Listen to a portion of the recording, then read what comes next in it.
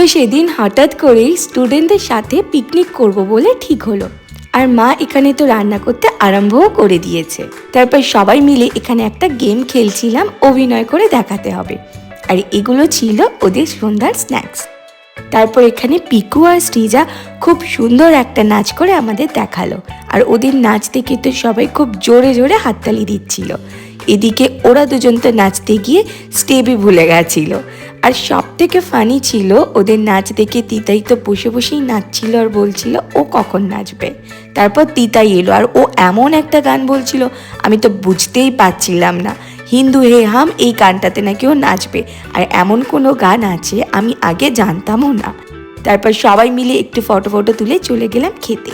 আর পিকনিকের সব থেকে বেস্ট পার্ট হচ্ছে একসাথে বসে খাওয়া দাওয়া। তো সবাই মিলে এখানে গোল হয়ে বসে খাওয়া দাওয়া করছিলাম। আজকে দিনটা এভাবে কাটলো। দেখা হচ্ছে তোমাদের সাথে আবার নেক্সট ভিডিওতে।